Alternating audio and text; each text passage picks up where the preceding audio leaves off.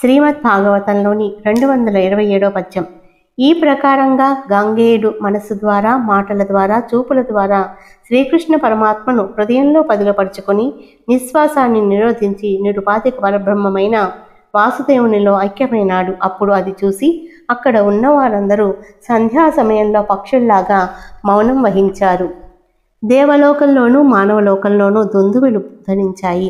సాధు సంకీర్తనలు వినిపించాయి. పూల వానలు కురిశాయి. తనువు చాలించిన సురనది తనయునికి దహన సంస్కారాలు జరిపించి ధర్మరాజు ముహూర్తకాలం దుఃఖించాడు. అక్కడి మునులందరూ శ్రీకృష్ణుని రూపం తమ మనస్సుల్లో నిలుపుకొని ఆయన దివ్యావతారాలను కొనియాడుతూ సంతోషిత స్వాంతులై తమ తమ ఆశ్రమాలకు తరలిపోయారు. అనంతరం ధర్మనందనుడు నందనందనుతో కలిసి హస్తినాపురానికి వెళ్ళాడు. అక్కడ గాంధారీ సహితుండైన ధృతరాష్ట్రును ఒప్పించి ఆయన అంగీకారంతో శ్రీకృష్ణుని ఆమోదంతో తన తాతతండ్రులు పరిపాలించిన రాజ్యాన్ని స్వీకరించిన వాడే ధర్మం తప్పకుండా ప్రజలను పరిపాలించసాగాడు. ఇలా చెప్పగానే సౌనకుడు సూత మహర్షిని చూచి శ్రీమద్ భాగవతంలోని 228వ పద్యం.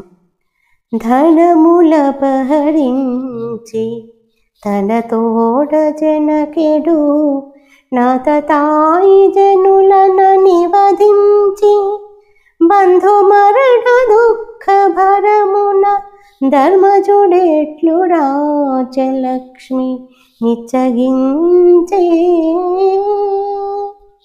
తన సిరి సంపదలన్నీ అపహరించి తనతో యుద్ధానికి సిద్ధమైన దుర్మార్గులను సమరంలో సంహరించిన ధర్మరాజు చుట్టాలందరూ మరణించారనే దుఃఖభారంతో పాటు ఈ రాజ్యభారాన్ని భరించడానికి ఏ విధంగా అంగీకరించాడు అని అడిగాడు. 229వ పద్యం. అనిన సూతుండిట్లని. సూతుడు ఇలా సమాధానం చెప్పాడు. శ్రీమద్ భాగవతంలోని 230వ పద్యం. కురు సంతతికి పరీక్షిన్నరవరు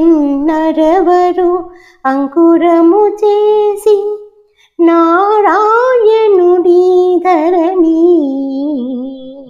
రాజ్యమునకు ఈశ్వరుగా ధర్మజుని నిలిపి సంతోషించెన్.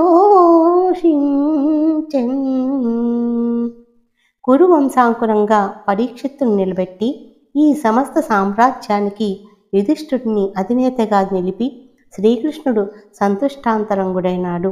శ్రీ గోపాలకృష్ణ భగవానికి జై.